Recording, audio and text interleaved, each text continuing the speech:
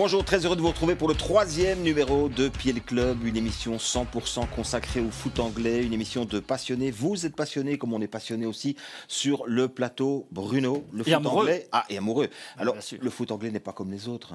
Non, c'est spectaculaire, c'est du mouvement, c'est de la polémique, on y reviendra, beaucoup de tensions aussi, et donc tout pour vivre de belles histoires d'amour. Et puis le principe de l'émission, c'est évidemment de mettre ce football-là à l'épreuve des faits, et c'est pour ça, Christian, qu'on se tourne souvent vers vous, vous représentez vision du jeu, donc mettre à l'épreuve des faits, ça veut dire quoi ? Ça veut dire d'être d'abord passionné, puis de scruter tout ce qui s'est passé pendant la semaine au niveau du jeu, et puis après de ressortir des modèles et d'en parler et d'en discuter. On va aborder ensemble dans un instant la 3e journée, je vous ai dit il y a un instant, mais tout d'abord, rien que pour se faire plaisir, on se replonge d'abord dans les plus beaux buts du week-end dernier.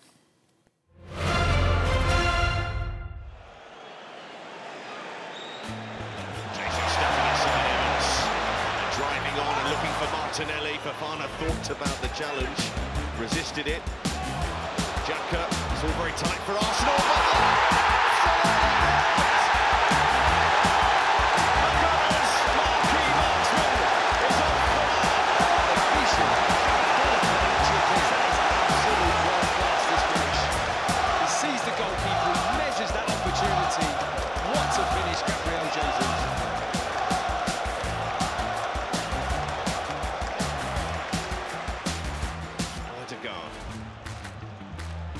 Jesus, Martinelli, line! The goals keep on coming on the Emirates today, and Martinelli, the brilliant young Brazilian, with a beauty. Really is good contact, it's low, he's zipped across the turf, banging off the post, it's a brilliant strike from Martinelli.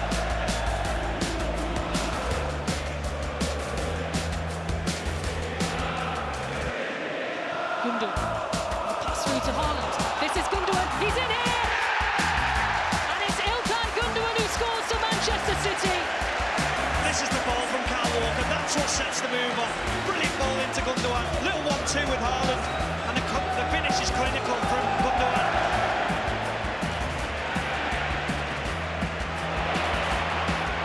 Now it's opening up, Foden to De Bruyne, Haaland ahead of him. De Bruyne keeps going. De Bruyne! That is brilliant from Kevin De Bruyne. An absolute genius of a footballer, and we just see it every single week from Kevin De Bruyne. This is magnificent. Just opens his body out outside of the right foot. He uses the movement of Haaland in front of him for opportunity with a little body swerve opens. Lloyd Kelly just shows him enough. Travers has got no chance.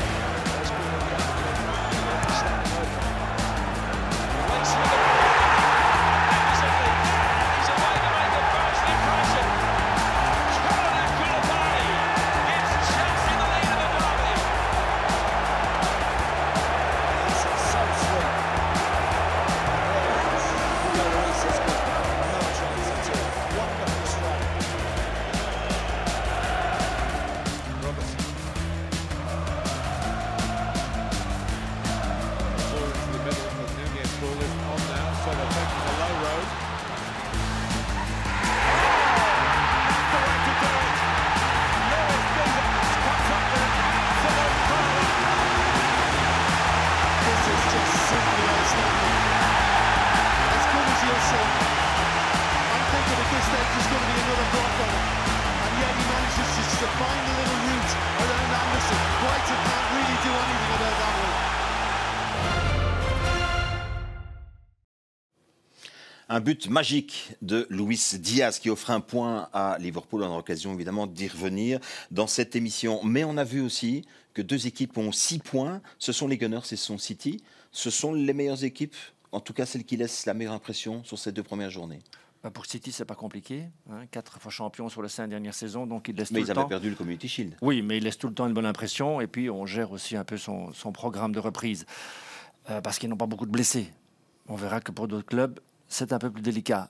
Et alors, la merveilleuse impression de Gabriel Jesus dans ce début de compétition, je veux dire, ce qu'il envoie là, c'est du lourd, du très lourd, c'est du somptueux, c'est classe mondiale. Avec ça, on peut commencer à rêver. Le duo avec Martinelli. Ouais, oui, lui et surtout les autres qui viennent derrière, avec Saka, avec Smith Rowe, avec Odegaard. Il y a vraiment une armada de joueurs offensifs qui vont pouvoir faire la différence cette saison. En tout cas, c'est une saison qui va être très intéressante pour les fans et les passionnés d'Arsenal. On a aussi eu l'occasion, Bruno, de commenter ensemble le premier sommet de cette compétition.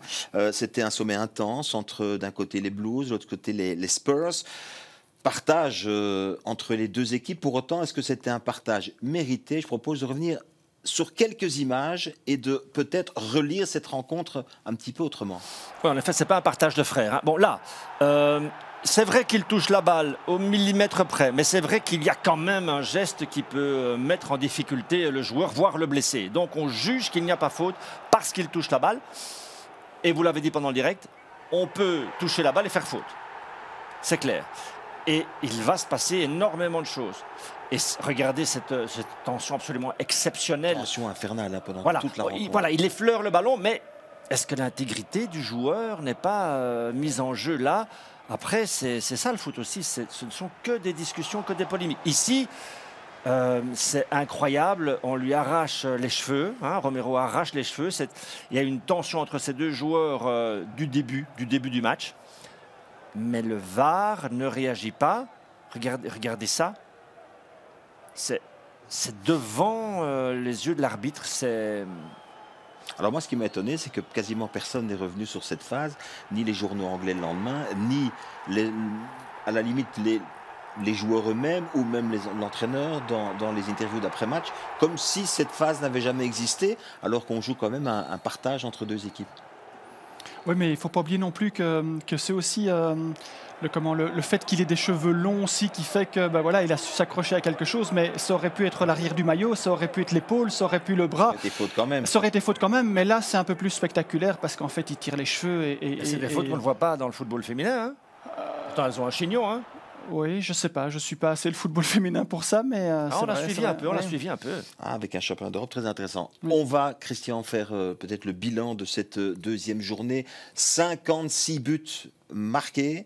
Qu'est-ce qu'on peut avoir comme autre analyse? Plus de victoires à domicile? En moyenne, on est dans le bon, c'est 2 fois 28, 2 fois 28 buts. Et puis, oui, il y a beaucoup plus de victoires à domicile, donc on revient un peu plus dans ce qu'on avait avant le Covid, c'est-à-dire la difficulté d'aller gagner à l'extérieur. Là, ça se confirme un peu. Mais ce qui est intéressant, c'est qu'il y a déjà 7 partages. Ça, c'est quelque chose qu'il faudra suivre dans les prochaines semaines pour voir si on maintient ce même rythme.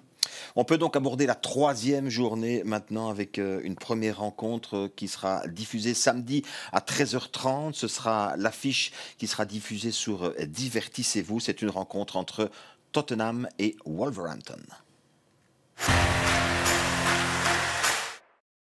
On a reparlé des incidents entre l'arbitrage notamment contre Chelsea, la faute éventuellement dans la rencontre de Tottenham. Ils ont cru jusqu'au bout, les joueurs de Tottenham, que cette rencontre allait être compliquée à négocier. Enfin, en tout cas, ce serait compliqué de revenir au score. L'adversaire a 70%, les Blues ont 70% de possession de balle quasiment tout au long du match. Vous avez un entrejeu de Chelsea qui étouffe Bentancur, qui étouffe Kulusevski, qui étouffe Højbjerg, ce qui est quand même assez rare. Donc, ils sont asphyxiés. La grande différence, ce qui est vraiment frappant, c'est que ce n'est pas pareil aujourd'hui, du côté des Spurs, de faire monter Perisic ou Richarlison que de faire monter, je vais être un peu méchant, Dele Alli ou qui c'est, Ndombele. C'est plus pareil. Et pour avoir des résultats, il faut avoir ce banc-là. On a une équipe de Tottenham qui, en 2 matchs, marque 6 buts, en prend 3, en concède 3. Pour autant, est-ce que des tendances se dégagent, notamment sur les 6 buts marqués au niveau offensif? Oui, Surtout le jeu de tête, ça c'est très important. On a vu justement avec l'égalisation de Kane sur le corner, on voit l'importance du jeu de tête en Angleterre. On l'a souvent expliqué, les phases arrêtées et le jeu de tête, c'est très bien. On le voit très bien sur l'infographie. Un ballon qui vient de la gauche sur centre au premier poteau. Il y a un corner et il y a ce ballon qui vient de deuxième zone de Kulusevski la semaine passée en deuxième zone pour reprendre de la tête. C'est très important parce qu'ils ont marqué 8 buts la saison passée sur toute la saison. Après 2 matchs, ils sont déjà à 3. Il va falloir les suivre dans ce domaine-là. Une des spécialités de Perisic aussi. Hein. Aussi. Vous nous expliquiez qu'avec l'Inter, sur ces 12 buts, il en met 4 de la tête au premier poteau. Hein. Oui. Alors on revoit ces buts justement, un contre Southampton, il y en aura 2 contre Chelsea aussi. On voyait déjà ça la saison dernière. Non, c'est comme je le disais, 8 buts sur toute la saison, c'est un peu peu, mais on savait aussi que le jeu qui était prôné précédemment, avant Conte, c'était surtout des reconversions rapides où il y avait 2 joueurs qui étaient impliqués, c'est-à-dire Son et Kane. Maintenant, aujourd'hui, on voit qu'il y a beaucoup plus de variété. Il y a des ballons qui viennent des flancs, notamment avec Kulusevski. Il y a des joueurs qui viennent de deuxième ligne, qui viennent se présenter. Il y a Perisic, comme Bruno le disait, qui a un jeu de tête en première zone qui est très impressionnant. Et donc, il va y avoir plus d'options offensives que simplement se projeter rapidement vers l'avant. Parce qu'évidemment, on a vu, que les joueurs, évidemment, eux, n'y peuvent rien ce qui s'est passé sur le plan de l'arbitrage. Donc, ils ont été performants dans les domaines où on leur demande d'être performants. Et on a retrouvé Harry Kane décisif dans le petit rectangle, dans la petite boîte, comme on dit. Il l'avait fait contre Manchester City le 2-3 l'année passée. Il avait été aussi décisif dans les dernières minutes. C'est un joueur exceptionnel. Il peut marquer à tous les moments. On a vu qu'il préférait la saison passée marquer un peu plus dans la première demi-heure et puis Son dans la dernière heure. Ils étaient vraiment complémentaires. Mais là, il apporte sa pierre à l'édifice en marquant la 90e. Même dans ce match-là où il est privé de ballon, il va avoir 3 ballons. Il est face à face avec le gardien. Il envoie une passe de but et puis il marque. Imaginez un peu, vous avez 3 balles sur le match. Je voudrais parler un petit peu de Conte aussi. Alors Conte, je regardais un petit peu, il va à la Juve, il est 3 fois champion, il vient à Chelsea, il remporte le titre, c'est d'ailleurs le dernier titre remporté par les Blues de Chelsea. Il va à l'Inter, remporte également un titre de champion. On se doute bien que du côté de Tottenham, on rêve d'un titre. Est-ce qu'il y a un secret? Est-ce qu'il y a quelque chose de... Je ne sais pas, quand on parle d'un entraîneur comme Conte, est-ce que par exemple sur le plan mental, c'est quelqu'un qui arrive à booster ses équipes comme personne ne booste? Ça se voit. Je veux dire, il y a beaucoup d'entraîneurs qui vous disent le football, c'est 70% de mental. Les 70% de mental avec Conte, ils sont gagnés. En plus, je pense qu'il arrive aussi à rentrer dans des clubs. On ne parle pas de Leicester qui est champion en Première Ligue. On parle d'institutions aussi. Donc, il parvient à gérer le patrimoine qu'on lui laisse. Et je pense aussi qu'il est terriblement exigeant et qu'il a les moyens de ses ambitions. Et donc, il a une structure qui suit les ambitions. Il veut sortir 4 joueurs d'un noyau, comme à Tottenham en Première Ligue, on les sort. Il veut tel et tel renfort, il les reçoit. Je pense que ça, c'est un capital formidable. Alors, il arrive au mois de novembre l'année dernière, il termine dans le top 4 avec cette équipe de Tottenham, un petit peu à la surprise générale, mais avec quand même une constante, ce sont ces points que Tottenham est allé chercher toujours dans ses fins de match. Et là, on arrive justement à ce côté mental, à cette détermination qu'il arrive à transmettre à son équipe. Depuis son arrivée en 2022, il est déjà parvenu à le faire dans 5 matchs à travers 6 buts. Et donc, c'est autant de points qui sont... on le voit sur l'infographie, c'est 7 points gagnés, 5 buts marqués pour 7 points gagnés au-delà de 90 minutes. 7 points, vous enlevez 7 points au classement général et il n'était pas en Ligue des Champions. Donc ça prouve qu'il parvient à insuffler jusqu'à la dernière minute cette envie de vouloir gagner et cet enthousiasme, et ça se traduit sur le terrain. Bon, mais Conte, ce sera l'homme de la réussite ou pas des Spurs cette saison? En tout cas, ils doivent confirmer peut-être ce qui s'est passé le week-end dernier, où ils s'en sont bien sortis. C'est déjà l'homme de la réussite. Top 4, réussite par rapport à ce qu'ils avaient démarré comme saison. Le reste est à suivre. Il y a des grosses cylindrées à côté. Alors, on va parler maintenant de l'adversaire de Tottenham ce week-end, c'est Wolverhampton. Alors, quand je regarde Wolverhampton, c'est 1 point sur 6 depuis le début de cette saison. Défaite contre Leeds 2-1, un partage contre Fulham 0-0. On a quand même le sentiment que c'est une équipe qui n'est pas comme les autres. C'est-à-dire qu'en fait, c'est une équipe principalement construite sur sa solidité défensive. Oui, dans chaque domaine, il y a toujours un peu quelqu'un qui fait différemment. Et eux, c'est vraiment l'exemple parfait de la Première Ligue. Depuis plusieurs saisons, ils parviennent à avoir des positions au classement. Voilà, ils terminent 9e en étant la 5e meilleure défense. Donc derrière les quatre grosses équipes du championnat. Donc ça veut dire énormément de choses. Avec 51 points, ils terminent 9e. Donc ils sont dans la première partie du classement. Mais par contre, en termes de jeu offensif, bon, on le verra plus tard, c'est très très très mauvais.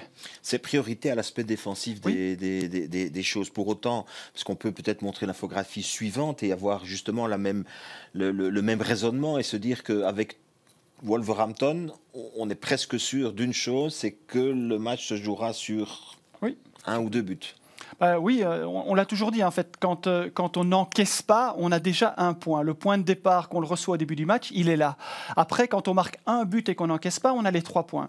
On le voit ici, ce sont les 4 scores les plus fréquents que Wolverhampton produit lorsqu'il y a un match avec cette équipe-là. Et donc, on voit qu'il y a 50% des matchs qui se terminent avec moins de 2 buts et 45% avec moins d'1 but. Donc, ça veut dire que quelqu'un qui veut aller voir du spectacle en Angleterre en Première Ligue, c'est absolument pas l'équipe à suivre parce qu'il y a 19 matchs sur 38 où il n'y a pas plus qu'un but. Donc c'est vraiment une exception et eux, ils rentabilisent ça au maximum. Alors on peut évidemment avoir le sentiment que c'est une équipe qui défend très bien, mais on peut aussi, et c'est un constat qu'on fait dans les chiffres aussi, c'est une équipe qui ne marque pas beaucoup non plus.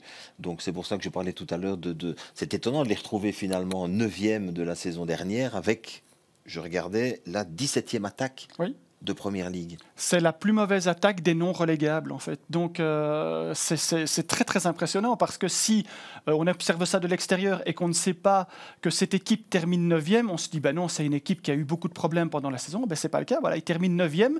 Par contre, dans le classement des attaques, ils sont 17e. C'est impossible, c'est pratiquement impossible à pouvoir le réaliser. Et là, eux, ça fait plusieurs saisons maintenant qu'ils le font. Ils ont cette solidité défensive. Ils sont très mauvais offensivement, mais ils jouent très juste et ils sont au millimètre près. Ça doit coûter très cher d'avoir une équipe qui peut très bien défendre et beaucoup attaquer. Donc il doit y avoir un paramètre financier qui fait en sorte que c'est compliqué. De qualité, de système, d'animation, Non, je pense que c'est le système qui est prôné là-bas depuis plusieurs saisons. C'est vraiment ancré dans les joueurs et dans ce système-là. On a vu dans les saisons précédentes qu'ils commençaient qu'à marquer que dans la dernière demi-heure. Il faisait monter Adama Traoré à un certain moment et il y avait quelque chose qui se déclenchait et Jiménez qui était le seul qui pouvait finir les actions et puis il a été gravement blessé et donc voilà, et donc aujourd'hui ils doivent se déposer sur 2 buteurs. Jiménez qui est blessé pour le moment et Wang. Alors maintenant on va voir s'il y a d'autres joueurs qui vont s'ajouter à cette liste pour pouvoir essayer de... Mais si on regarde le bilan de la saison, par exemple justement 2021-2022, et ça va évidemment dans le sens de l'analyse que vous faites maintenant, d'abord les buts sont très répartis. Il ne marque pas beaucoup, mais il n'y a pas vraiment non plus un leader d'attaque. Un leader d'attaque dans cette équipe. Le meilleur buteur avec 6 buts, c'est pas vraiment un leader. Et 5 buts pour Wang, donc ça fait à eux deux 11 buts, mais c'est déjà presque 30-35% des buts marqués rien qu'à eux deux, alors qu'ils ne marquent pas du tout. Donc ça montre à quel point les autres ne sont absolument pas performants. On est loin du duo Kane-Son, évidemment. C'est clair. Ce sont des choix tout à fait à l'opposé. Ben voilà, justement, ces buteurs 2021-2022. Est-ce qu'ils peuvent remédier à cela en allant chercher éventuellement ceux qu'ils n'ont pas? Ils transfèrent déjà. Ils transfèrent, oui. Je regardais un petit peu. Guedes qui arrive de Valence, Mateus Nunes qui arrive du Sporting. Le retour de Traoré. Le retour de Traoré. Mais ils perdent Trincao. Et ils ont perdu Fabio Silva qui est parti à Anderlecht. Donc, mais qui ne marquaient pas beaucoup, mais qui étaient des jeunes joueurs d'avenir avec un haut potentiel. Mais il faut absolument qu'ils puissent s'intégrer dans un système où ils vont avoir beaucoup plus de liberté offensive pour pouvoir être beaucoup plus effectifs. Et il faut que cette équipe a le potentiel défensif pour jouer très haut, mais il faut un potentiel offensif maintenant pour gagner 4-5 places. Et la clé de cette rencontre entre Tottenham d'un côté et les Wolves de l'autre, est-ce que c'est dans les mains ou plutôt dans les pieds des défenseurs de Wolverhampton ? D'une part, mais ça va être aussi la patience des Spurs, parce que Vous démarrez un match, vous savez que si vous marquez un but, il ne faut surtout pas en encaisser pour prendre les 3 points face à un tel adversaire. Et il y a une chose qui me frappe, j'ai regardé un peu, on en reparlera peut-être au cours de l'émission. Vous avez 8 joueurs à 100% de temps de jeu du côté des Wolves et 2 autres à 95% de temps de jeu. Donc vous avez vraiment un bloc. Ce n'est pas comme ça dans les autres équipes du top, on y reviendra. Mais donc vous avez vraiment un bloc déjà formé, déjà solide. Il ne faut pas faire des essais contre cette équipe-là, hein. Vous n'avez pas le temps. Il y a quelque chose qu'il faut observer aussi, c'est qu'en fait, on sent quand même qu'il y a une mutation dans cette équipe, parce que Romain Seyss est parti en défense, je crois qu'il est parti en Turquie. Il y a Cody qui a été prêté à Everton. Il y a Dundonker qui international. Oui, il y a Dundonker qui a définitivement reculé au poste de défenseur central. Et il y a des joueurs des milieux de terrain qui vont arriver maintenant avec Guedes et Nunes. Donc espérons peut-être qu'ils vont passer maintenant de ce système défensif à quelque chose d'un peu plus chatoyant offensivement. Tottenham-Wolverhampton, ce sera samedi à 13h30 et ce sera la première affiche du week-end que l'on vous proposera. La deuxième rencontre dont on va parler, eh bien, ce sera la rencontre du lundi soir. On va d'un bout du week-end à l'autre, puisque lundi soir, on aura une rencontre qui sera peut-être ce qui aurait dû être le premier choc de la saison entre Manchester United et Liverpool. On en parle après ceci. Un affrontement, une affiche qui, à la présentation en tout cas, peut sembler un petit peu étrange. Liverpool, 2 points sur 6. Manchester United, c'est la catastrophe industrielle en ce début de saison. Est-ce que c'était annoncé ou pas? On en parlera un petit peu. Mais en tout cas, avec un bilan de 2 défaites, puis surtout un goal average de 6 buts encaissés pour un petit but marqué seulement. Beaucoup de doutes et de questions concernant évidemment cette équipe de Manchester. On va peut-être parler justement de Manchester en premier. Manchester, 8e plus mauvaise défense de la saison dernière. Alors, Tuncat arrive. Je suppose qu'il fait un petit peu l'analyse de l'équipe et que donc, lorsqu'on voit cette première infographie, Christian, qui est sur l'aspect défensif de Manchester, je suppose que ça, Tuncat l'a vu comme nous. Ten Hag, pardon. Tuncat, on va le laisser là où il est pour l'instant, oui. Oui, on avait terminé la saison passée en sachant le constat exécrable et catastrophique sur reconversion rapide. On le voit, ils étaient les plus mauvais dans ce domaine, juste derrière Leeds et Watford qui est descendu. 15 buts encaissés sur reconversion rapide pour une équipe comme Manchester United. Et on reprend les mêmes et on recommence une nouvelle saison. Et on a déjà encaissé 2 buts sur reconversion rapide en 2 matchs. Je ne pense pas qu'il a solutionné le problème pour le moment. Non, il n'a pas fait le boulot, en tout cas pendant cette période de préparation. Il ne semble pas non plus que Martinez, le nouveau arrivé de l'Ajax, soit la solution. Il a des qualités. Après, il a des qualités avec le ballon dans les pieds. Mais bon, là, comment vous faites dans les duels en première ligne? Moi, je ne sais pas s'ils vont le faire avec Maguire. C'est quand même un joueur difficile à aimer. Eric Bailly, est-ce qu'il va se révéler? Est-ce que ce sera Tuanzebe qui va le faire?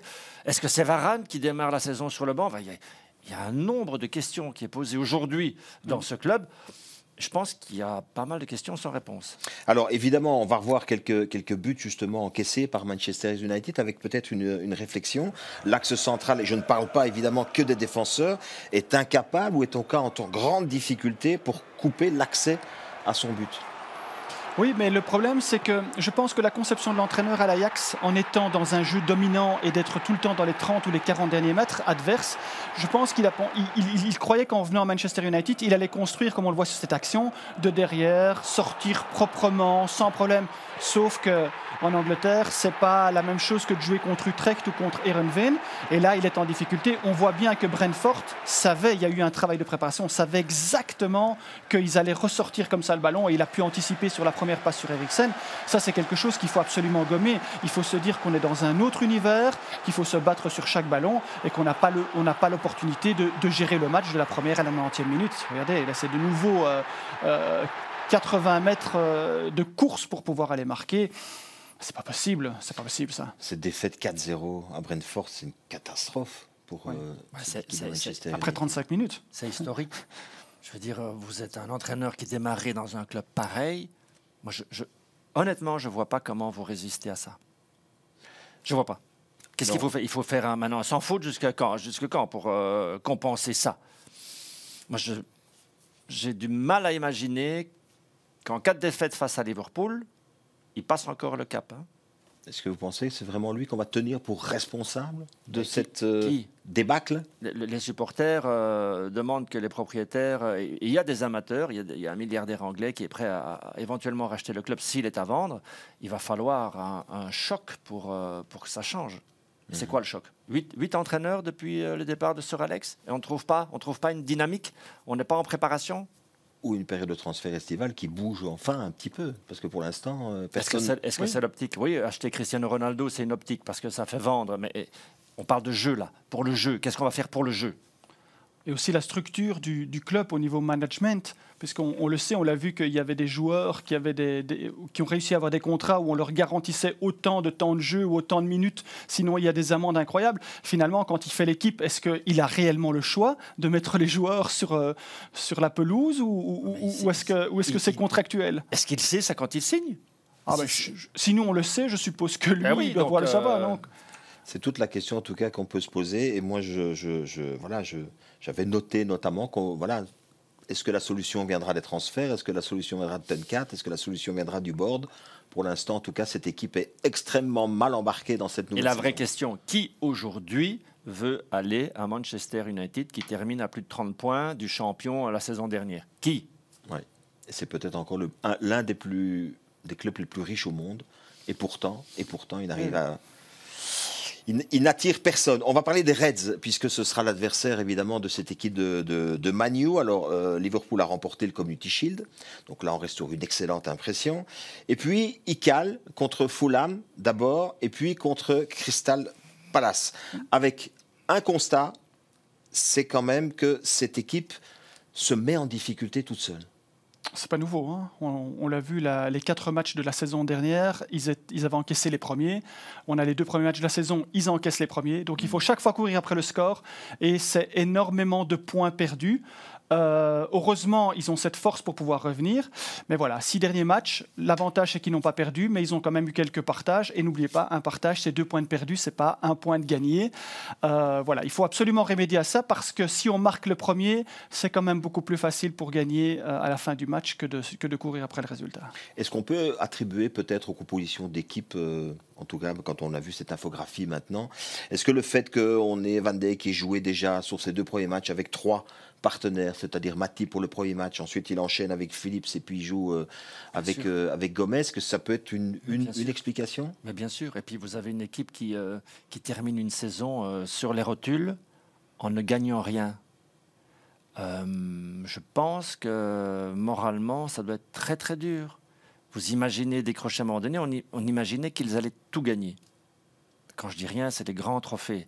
La Ligue des Champions vous passe sous le nez. Le titre vous passe sous le nez. Lors de la dernière journée, à un moment donné du match, vous êtes encore champion d'Angleterre. Je crois que ça a un impact. Je pense que ça a un impact. Et puis, vous devez redémarrer votre saison. Il y a beaucoup de choses qui ont eu un impact sur les 2 dernières années qu'on vient de vivre. Puis, quand on regarde un petit peu la défense de Liverpool, Van Dijk est en principe le point central de cette défense. Et pour autant...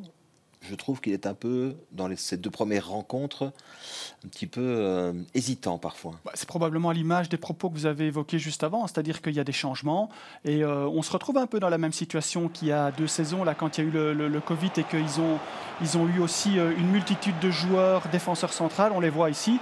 Et donc voilà, il se fait enrouler par Mitrovic, qui est quand même pas le joueur le plus rapide, mais qui lui fait un crochet. Et là, on sent une certaine fébrilité. Ça a causé le penalty et puis ça a causé aussi la perte de 2 points. Et puis dans 2 domaines, voilà, ici contre Crystal Palace, il y a une reconversion rapide, contrôle orienté, et puis voilà, il décide de jouer tout seul, de jouer tout seul la ligne, alors que son défenseur central, son défenseur latéral droit revient pour faire la couverture. C'est quand même une décision très compliquée. Et puis après, voilà, le but encaissé, contrôle orienté. Là, il faut faire un recul fuite. Il fait pas le recul fuite. Il veut à nouveau essayer de jouer le hors-jeu en bloquant la ligne. Mais là, après, c'est trop tard, évidemment, pour aller chercher le joueur comme Zaha, qui est en pleine course et qui va marquer. Donc, il faut aussi que lui, il réajuste son potentiel individuel pour pouvoir le faire bénéficier au collectif. Et ils ont évité le chaos, parce qu'on n'est pas passé loin à un moment donné d'un 0-2. Oui. Pourtant, en regardant le début de match, on retrouve une équipe de Liverpool qui met une pression énorme sur la défense adverse, qui recule, parce qu'on n'a pas l'impression d'une équipe qui doute en fait. Pas du tout. Ça joue, ça asphyxie l'adversaire. Oui. Mais l'adversaire tient. Oui. Et il y a une capacité de reconversion rapide. C'est là qu'il faut être bon. Ouais. Alors, 3 buts encaissés, on en a vu quelques images maintenant. Puis on a aussi 3 buts marqués pour Liverpool. J'ai envie de dire que par rapport justement à la possession et par rapport peut-être à la domination que cette équipe a eue sur ces 2 rencontres, là on est un petit peu en deçà quand même. Alors, il y a une constante, hein, c'est qu'aujourd'hui, ils n'ont marqué que sur du jeu dominant placé avec des ballons qui viennent des flancs. On le voit sur l'info, hein, on voit le dernier but notamment avec la rentrée de l'enchaînement out vers in de la part de Luis Diaz qui marque magnifiquement. Et puis il y a les 2 centres qui ont aussi été importants pour les buts marqués. Mais il n'y a pas de variété, il n'y a pas de passage par l'axe, il n'y a pas de passage par le jeu rapide, il n'y a pas de but sur phase arrêtée alors qu'ils étaient très forts sur phase arrêtée. Là, pour le moment, il va falloir diversifier parce qu'ils sont prévisibles et donc le nombre de buts marqués n'est pas assez important. Il faut maintenant se donner plusieurs options pour pouvoir être meilleur. Quand on voit ces chiffres-là, on est dans le même esprit que la saison dernière? Non, la saison dernière, c'était vraiment beaucoup de variations avec beaucoup de buts sur phase arrêtée, des buts dans le passage par l'axe. Et n'oubliez pas, ils ont pris Luis Diaz, qui avait un modèle de jeu lorsqu'il était au Portugal où il marquait beaucoup de buts en profondeur en face à face. Il y avait Nunes, qui est un des meilleurs joueurs dans cette catégorie-là dans toute l'Europe, qui est venu pour ça aussi. Et Nunes, il a marqué sur une magnifique talonnade Madjer. Et il a fait un assist dans le rectangle au cordeau. Donc on le voit ici, ça c'est le premier but, ça c'est la talonnade Madjer. Donc c'est un dominant placé avec un centre, quelque chose au cordeau. Dans les buts suivants, on va le voir aussi, il y a ce centre de deuxième zone. Le ballon va venir, c'est lui qui fait le contrôle orienté, qui donne le ballon, qui offre le ballon à... Ça c'est un classique, j'ai envie de dire. Ça c'est un classique. Alexander Trent-Arnold qui fait le centre, et puis il y a ça c'est un classique. Mais maintenant, il faut pouvoir varier parce que quand le plan A ne fonctionnera pas, on n'aura pas toujours ce genre d'exploit pour pouvoir dribbler 4 hommes et rentrer dans le jeu et marquer. Il va falloir surprendre par la vitesse et pousser l'adversaire à la faute. Alors, il y a 9 joueurs devant lui, hein. C'est un but d'exception, ça aussi. Magnifique, oui, hein. magnifique. Alors, exit Mané évidemment, mais quand même, on a encore une attaque de feu du côté de Liverpool. Salah, Diaz et Nunez. Je voulais aborder son cas quand même. Carton rouge, on parlait d'émotion tout à l'heure. Là, il a un petit peu craqué sur les émotions. Bien sûr. Provocation, il répond. C'est quoi, 3 semaines, 4 semaines? Ça, je ne sais pas, les sanctions... 6 semaines? C'est un bon coup de tête en tout cas. Oui. Ah oui, bien sûr, ça coûte cher ça. Très très cher. Alors, dernière réflexion peut-être sur cette équipe de Liverpool. Je regarde un petit peu. Je me rends compte qu'il y a 7 joueurs qui sont indisponibles pour le moment du côté de Liverpool. 7 joueurs qui ont des problèmes musculaires. Est-ce qu'on doit aller chercher une explication dans justement ce que vous disiez tout à l'heure, cette exigence, cette accumulation de matchs? Par rapport à la période de Jürgen Klopp, on a changé complètement les staffs techniques, on a changé le staff médical. Je pense que c'est un épiphénomène aujourd'hui parce qu'ils ont été épargnés des blessures musculaires tout au long de ce travail. Donc c'est bien pris en cas, on s'en occupe. Le problème, c'est qu'à un moment donné, sur 4 ans de carrière dans un club en tant que coach, vous avez des moments, et je pense aussi que ça joue avec ce qui s'est passé la saison dernière. Je pense que ça a un impact. Et ce qu'on a vécu aussi avec la phase Covid et autres. Et puis il y a des exigences maintenant commerciales et marketing.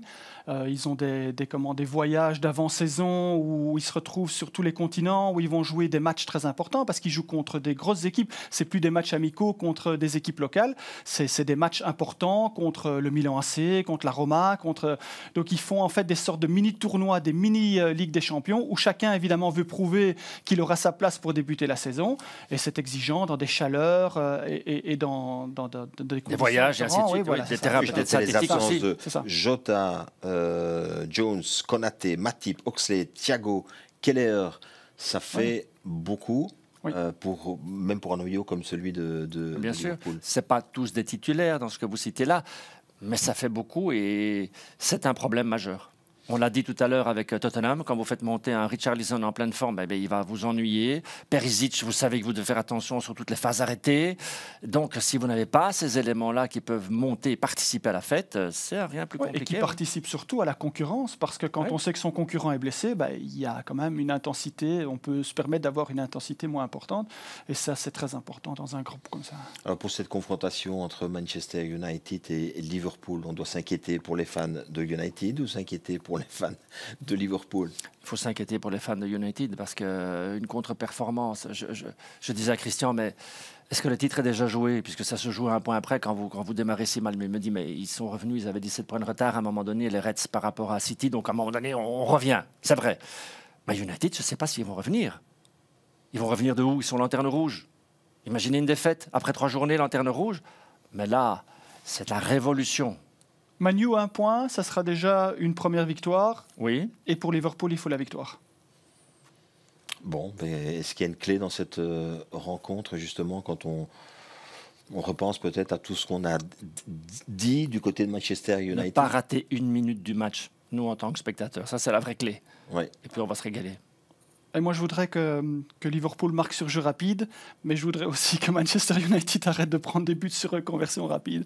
Donc, ça va être un beau point d'inflexion là pour voir qui va gagner ce duel. En tout cas, on annonce. Et ça, c'est lundi. C'est lundi soir. On annonce du côté de Ten Hag des décisions au sein même de la sélection de départ. Donc on verra aussi quels seront ces Attention qu'ils ne disent ces pas avec choix. Ben Weg, hein. Oui, on verra. Bon, toujours est-il que cette 3e journée, ce sera donc pour samedi et dimanche. Et on peut peut-être découvrir ensemble, évidemment, le programme de ce week-end. On a parlé de Tottenham-Wolverhampton qui sera la rencontre de samedi à 13h25. Et puis, évidemment, on enchaînera avec Goals sur 2D. C'est Everton, je crois, qui sera à l'affiche face aux Wolves. Et Bournemouth, Arsenal, non pas les Wolves, Nottingham. Ce sera Everton-Nottingham comme fil rouge pour cette rencontre. Bournemouth, Arsenal, on se réjouit de regarder Gabriel Jesus. Et puis, sacré déplacement quand même pour les Blues de Chelsea du côté de Leeds, pour les Hammers. Et ils sont derrière avec c'est chaud, hein? Les Red Devils, et ils accueillent Brighton. Newcastle, Man City, je pense que ça c'est une sacrée affiche. Et puis là, tous debout. United-Liverpool, c'est emblématique, c'est somptueux, c'est une affiche de rêve. C'est lundi soir et ce sera après l'Europe des 11 puisqu'on aura évidemment parlé dans l'Europe des 11 de toutes les autres rencontres du week-end. J'en profite quand même pour vous rappeler que la Ligue 1 fait son retour aussi sur VooSport World. Il y aura donc 2 affiches mais qui seront toutes les 2 programmées le dimanche puisqu'on suivra d'abord Marseille face à Nantes et puis peut-être le premier vrai déplacement délicat pour le Paris Saint-Germain qui sera en déplacement à Lille. Voilà. 20h45, voilà. Beaucoup d'émotions ce week-end, en tout cas c'est tout ce qu'on espère. Je vous rappelle aussi que vous pouvez nous rejoindre sur les réseaux sociaux, si vous n'êtes pas encore avec nous, sur le compte Instagram, sur la page Facebook de notre rédaction. Et puis, eh bien voilà, ce week-end, est-ce que vous pouvez terminer avec un petit pronostic, en tout cas sur le match du week-end qui sera lundi soir? C'est difficile de faire un pronostic, mais je pense que les Red Devils sont dans des tout petits souliers. Et Ten Hag aussi. Et donc, ça va se jouer peut-être dans les 20 premières minutes. Ouais, c'est des matchs à émotion. Donc, voilà, dire un pronostic, ça sera très compliqué. Mais du moment qu'on a des buts, ça, c'est le plus important. Des matchs à émotion, du plaisir évidemment pour vous, du plaisir pour nous aussi de partager cette rencontre avec vous. Et puis le jeudi prochain, on se retrouve pour un nouveau PL Club. Et donc on verra si on a eu raison ou pas dans tout ce qu'on a pu décrypter aujourd'hui. En tout cas, passez un excellent week-end et profitez bien de toutes ces rencontres. À très bientôt.